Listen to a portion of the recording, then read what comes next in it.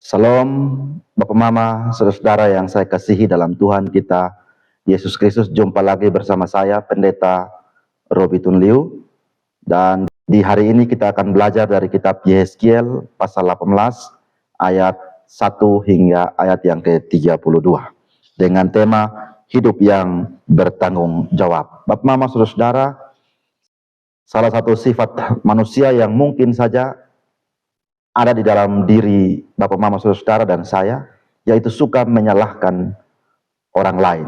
Ketika hal buruk terjadi dalam hidup kita, bukannya mengoreksi diri, malah menyalahkan orang lain.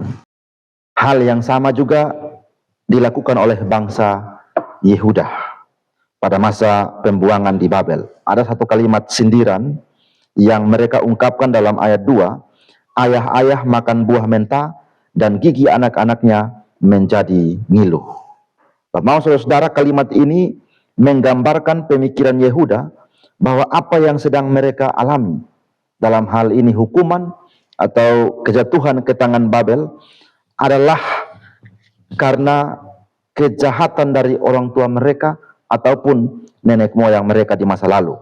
Bahkan kalau kita mencermati seluruh bacaan ini, kita akan menemukan bahwa bangsa Yehuda juga sampai pada titik di mana mereka menyalahkan Allah atas keadaan yang sedang mereka alami.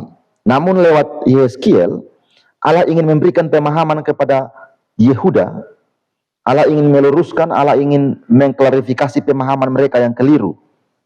Oleh karena itu ada 3 hal yang disampaikan Allah lewat Yehezkiel sebagai klarifikasi atas pemahaman mereka yang keliru. Yang pertama, ayat 5-9 mengatakan, kalau seorang adalah orang benar dan ia melakukan keadilan dan kebenaran, dan ia tidak makan daging persembahan, tidak menyembah berhala, tidak mencemari istri sesama, dan seterusnya, orang ini pasti akan hidup. Ia akan selamat karena dia adalah orang benar. Ini menggambarkan bahwa siapapun dia, selagi dia hidup benar di hadapan Allah, dia pasti selamat. Contoh, Nuh selamat dari air bah, Lot selamat dari peristiwa Sodom dan Gomora, Daniel selamat ketika dibuang ke lubang singa. Sebaliknya, siapapun yang melakukan kejahatan pasti dihukum oleh Allah. Kedua, ayat 10-13, seorang anak yang dilahirkan ketika tumbuh dewasa dan melakukan kejahatan, merampok, membunuh, melakukan segala jenis kejahatan yang tadi saya sebutkan, anak ini harus dihukum karena kejahatannya, sekalipun orang tuanya benar di hadapan Allah. Artinya bahwa kesetiaan orang tua, kesetiaan nenek moyang bangsa Yehuda belum tentu membawa keselamatan bagi generasi berikut. Hal yang ketiga, Bapak Mama, ayat 14 sampai ayat yang ke-19, seorang anak yang dilahirkan ketika besar, ia melihat kejahatan yang dilakukan oleh ayahnya, tapi ia tidak melakukan kejahatan itu, tidak mencontohi apa yang dilakukan oleh ayahnya, anak ini pasti hidup. Anak ini pasti lolos dari hukuman. Justru di ayat 19, ayahnya yang akan dihukum karena kejahatannya. Dari 3 hal ini, Bapak Mama saudara, saya mengambil kesimpulan bahwa setiap orang bertanggung jawab atas perbuatannya sendiri. Tentu kesimpulan ini diperkuat dalam ayat 20, yaitu anak tidak akan turut menanggung kesalahan ayahnya, dan ayahnya tidak akan turut menanggung kesalahan anaknya. Orang benar akan menerima berkat kebenarannya, dan kefasikan orang fasik tertanggung atasnya. Artinya orang fasik akan bertanggung jawab atas perbuatannya sendiri. Bapak Mama saudara, itu berarti bahwa hukuman yang sedang dihadapi oleh Yehuda adalah murni karena kejahatan mereka sendiri. Meskipun orang tua mereka, nenek moyang bangsa Yehuda juga melakukan kejahatan di masa lalu, namun pada kenyataannya generasi berikut juga melakukan kejahatan yang sama. Memang Allah pernah berkata di Keluaran 20 ayat 5, "Akulah Tuhan Allahmu, adalah Allah yang cemburu, yang membalaskan kesalahan bapa kepada anaknya, kepada keturunan ketiga dan keempat." Namun di ayat selanjutnya, ayat 6, Allah juga mengatakan, "Tetapi aku akan menunjukkan kasih setia kepada beribu-ribu orang, yaitu mereka yang mengasihi aku dan berpegang pada perintah-perintahku."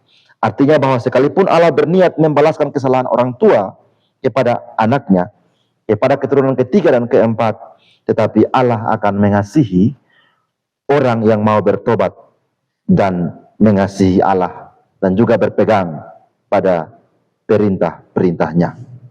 Bapak, Mama, saudara yang terkasih, hal ini sejalan dengan apa yang dikatakan Allah lewat Yeskiel ayat 21-24.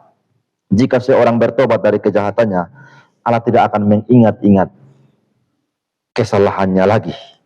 Allah tidak akan mengungkit-ungkit kesalahan yang pernah dilakukannya.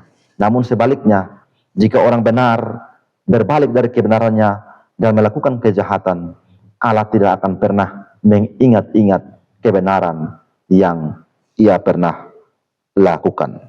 Nah, dari bacaan firman Tuhan ini kita belajar beberapa hal. Pertama, jangan menyalahkan orang lain, apalagi menyalahkan Tuhan. Sebab hal-hal buruk yang terjadi dalam diri kita, dalam hidup kita, mungkin saja karena kesalahan kita, mungkin saja karena dosa yang kita lakukan dalam hidup kita. Oleh karena itu kita perlu mengintrospeksi diri, memeriksa diri kita. Siapa tahu keburukan yang terjadi dalam hidup kita itu karena kesalahan diri kita sendiri. Jangan menyalahkan Allah. Allah tidak bisa disalahkan karena apapun yang dilakukan Allah untuk hidup kita itu baik adanya.